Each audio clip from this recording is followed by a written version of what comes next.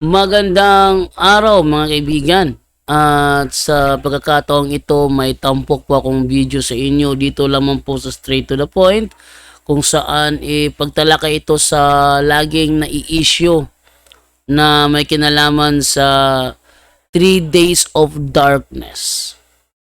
Ano ang masasabi ng punto por punto sa mga kumakalat na issue na may kinalaman sa 3 days of darkness na tila yata isang nakakatakot na pangyayaring magaganap? Mga kaibigan, paki-subscribe lang po itong ating bagong YouTube channel. At nawa may matutunan po kayo sa bawat upload na ilalabas ko sa channel na ito. Huwag na po nating patagalin, simulan na po natin.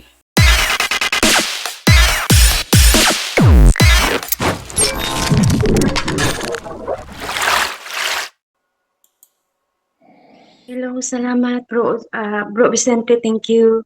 At sa lahat po mga kapatid, good evening. Isa lang po ang tanong Good ko. evening po, sis. Sige po. Bro Angel, at sa lahat po, itong na-viral na po ito yung tinatawag na 3 days in darkness. Ito po ba ay nangyari na o likhang isip lang po ito? O naganap na ba ito sa Biblia? Yan lang po. Yes, if biblical lang pag-usapan, yes, naganap na yan sa panahon ni Moises, no? May nangyari ng 3 days of darkness sa panahon ni Moises. Kung maalala mo, isa yan sa pinakita na tanda ng Diyos kay Paraon para maniwala siya na totoo talaga ang Diyos ni Moises. Kaso nga lang, ginawa na lahat-lahat ng Diyos, pinakita na niya ang kanyang kapangyarihan para maniwala sa kanya ang mga Hipsyo. Kaso, yun talaga, hindi pa rin nila pinaniwalaan ng Diyos. Yes, sister, biblically speaking, nangyari na yan. Pero yung 3 days of darkness na kumakalat sa internet na gawa-gawa ng mga tao, na sabi nga private revelation, yan po ang hindi kung sabaga hindi siya confirm ng simbahan ba, kasi mayroon ding mga obispo at nakaparian na niwala dyan. But kung simbahan ng ating, kung sabaga ang simbahan talaga, wala, hindi aral ng simbahan ang 3 days of darkness. Kahit anong dokumento pa ang hanapin mo, wala pong aral ang simbahan about 3 days of darkness. Ano lamang po yan, merely private revelation. Tas nakita pa ng mga researcher like ni Jimmy Akin, ang lalim na ng mga pag-aaral ng mga yan, na found out nila na nag-umpisa lang yan hindi talaga sa mistake. Kung sa baga, hindi sa isang taong mayroong gift na makapag-communicate sa Diyos. Nagmula lang yan sa mga spiritual director nila na minali yung message nung mystic talaga.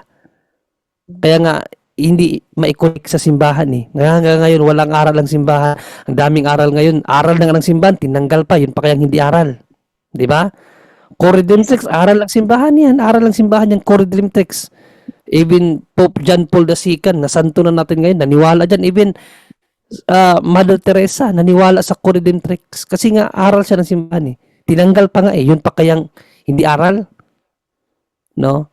So, sa Kristyanismo, specifically sa aral ng simbahan, sister, wala talagang specific na aral ng simbahan about 3 days of darkness. Pero sa Bible, of course, meron.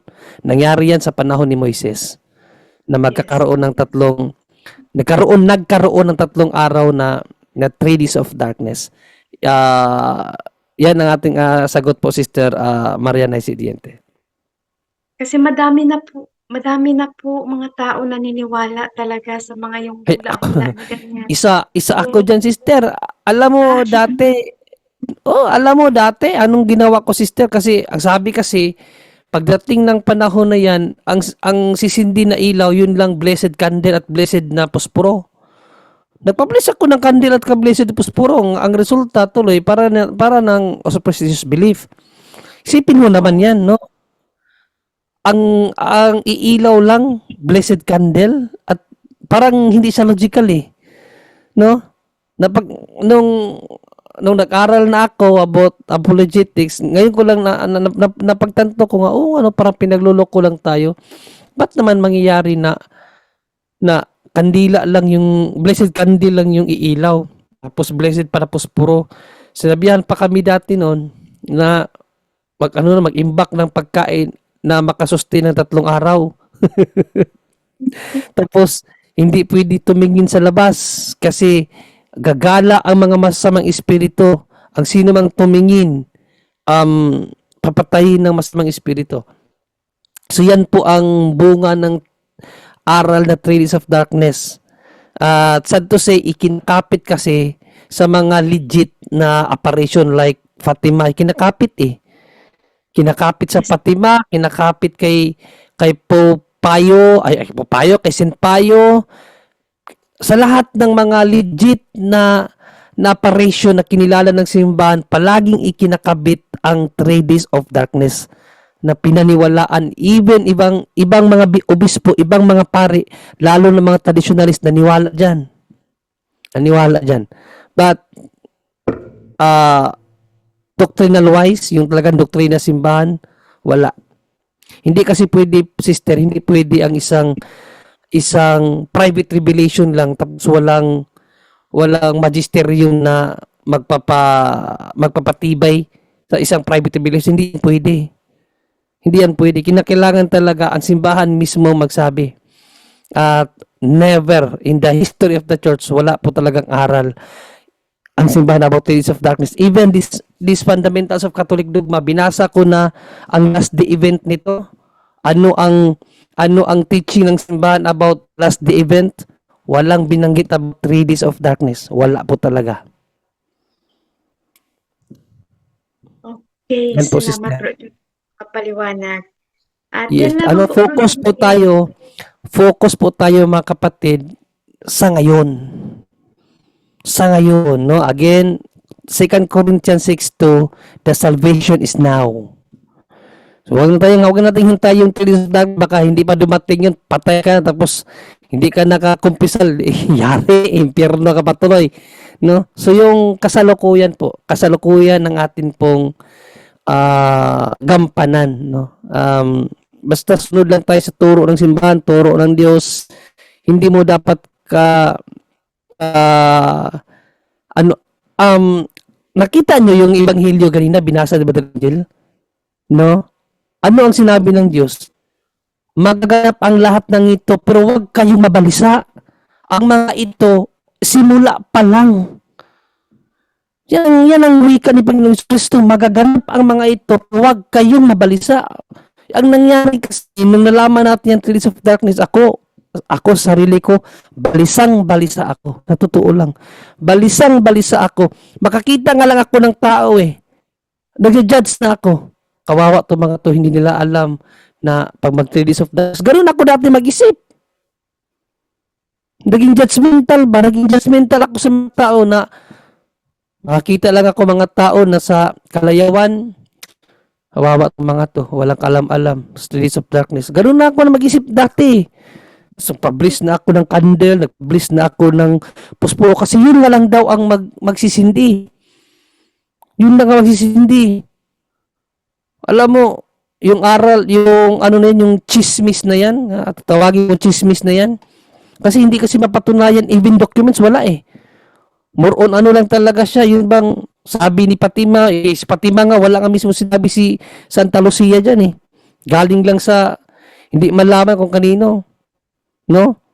Sabi nga ni Jimmy Akin eh, kusa lang sumulpot ang na yan, ang apparition, ang hula na yan, kusa na lang sumulpot.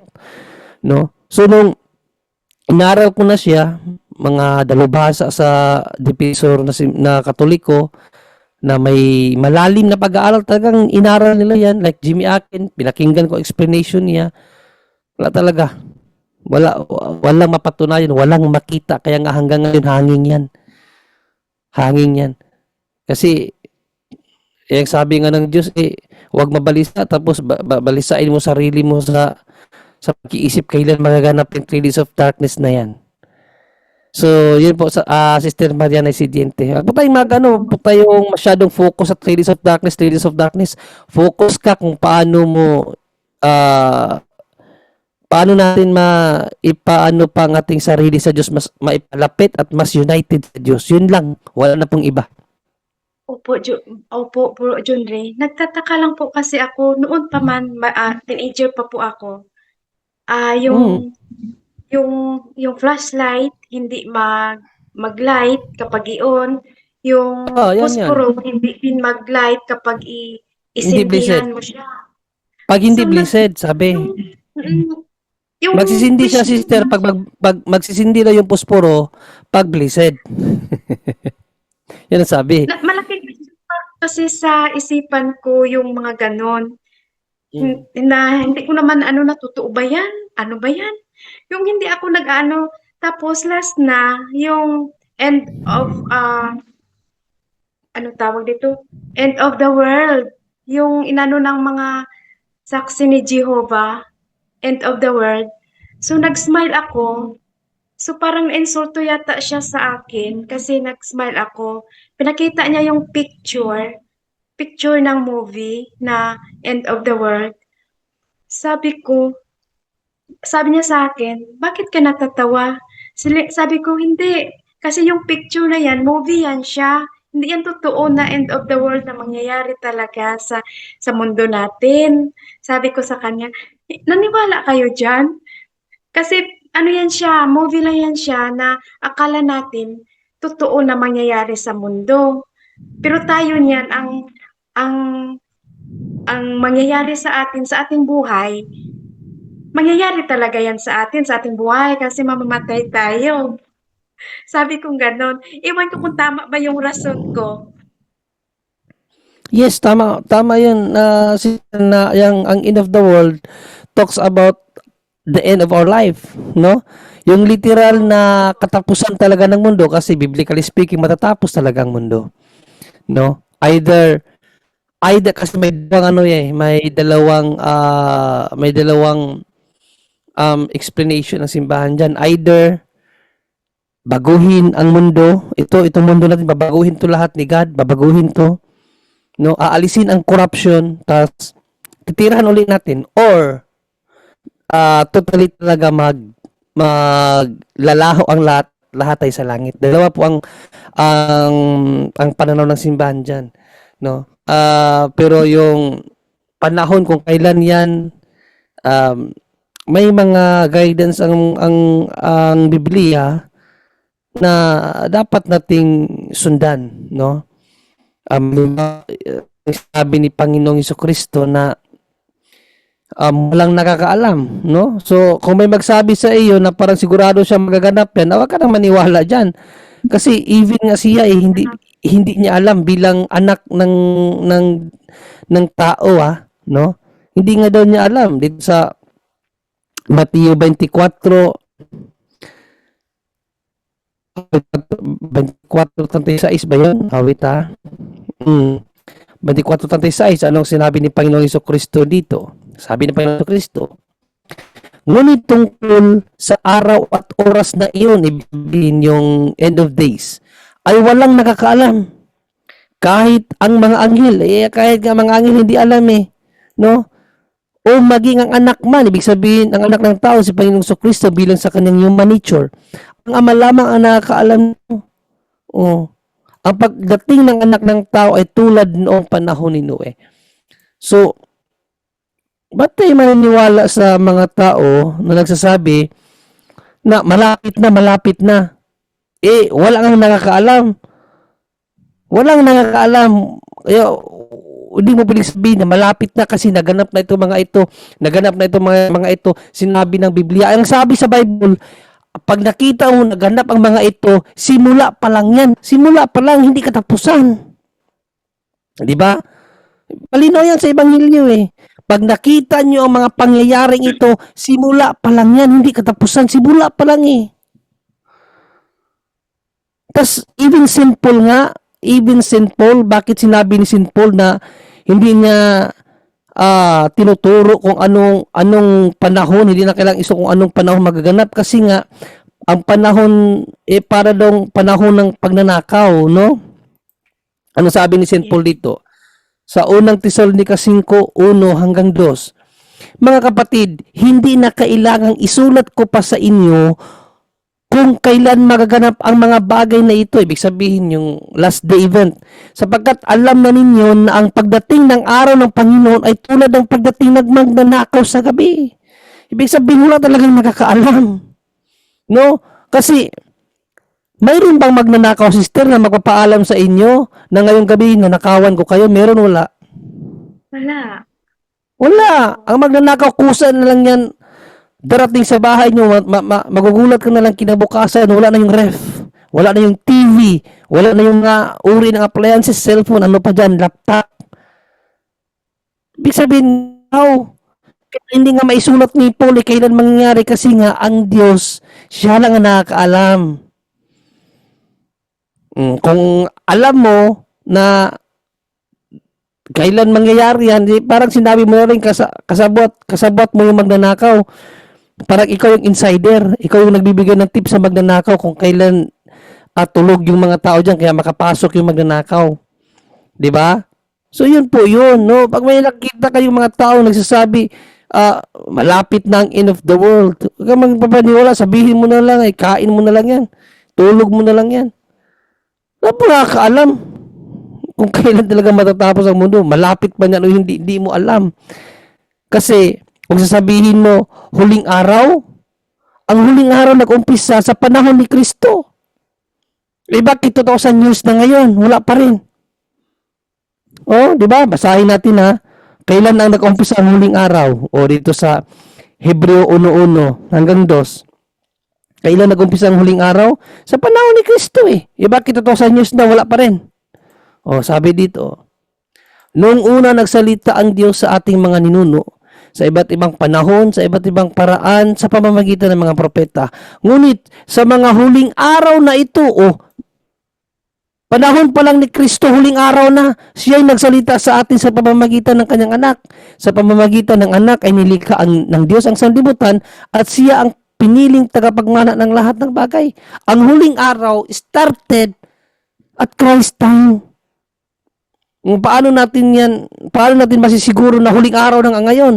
Nung panahon pa pala ni Kristo ang huling araw. Kaya di natin masasabi kailan ang pinakahuling araw. Kaya nga, ang focus palagi ng turo ng simbahan, personal. Personal kasi ang buhay natin pwedeng hanggang ngayon na lang. Kinabukasan, o baka mamaya, o baka sa mga susunod na minuto, haharap ka na sa Diyos. Ngayon, ano ang ipagmamalaki mo sa Diyos kung namatay tayo na wala man lang pagsisisi, walang pagbabago, walang pagsisikap, wala lahat. Ano ang ihaharap mo sa Diyos? 'Di ba? Kasi ang iba, busy sa paghahanap, binisi na yung kanilang sarili, paghahanap kung kailan ba talaga maganap ang huling panahon. Research ng research, tapos nakalimutan na magsimba, nakalimutan ng mangumpisal, nakalimutan ng kumain ng banal na hostia. Wala. Tama po kayo, Brother Andre. Tapos biglang namatay. Anong silbi ng pagre-research nyo? Wala. Diba? Kaya nga, focus. Sabi nga ni St. Paul, diba? Babasahin natin ang sinabi ni St. Paul. No? Sabi ni St. Paul sa Philippians 2:12. Ano ang sabi ni St. Paul dito? Sabi ni St. Paul, kaya nga mga minamahal, tulad ng inyong buong pusong pagsunod nung ako'y kasama pa ninyo, lalo kayong maging masunurin ngayong ako'y malayo na sa inyo, pag sumikapan ninyong maging ganap ang inyong kaligtasan ng may lubusang paggalang at pag-ibig sa Diyos. Pagsikapan daw. Pag sumikapan natin kaligtasan, huwag tayong magsumikap na mahanap, malaman kung kailan ang huling panahon. Kung talaga bang may 3 days of darkness, huwag yan. Ang salvation natin, again, Christ says the salvation is now. So dapat ngayon natin isipin kung paano talaga tayo magkakaroon ng mukha sa pagharap natin sa Diyos. Tandaan po natin, ang may mabuting puso ang siyang makakakita sa Diyos. Yun lang, Sister Mariana Isidinte, ang aking sagot. Okay po, salamat Bro John Ray at sa lahat po. Magandang gabi. And God bless God po bless po. sa ating lahat.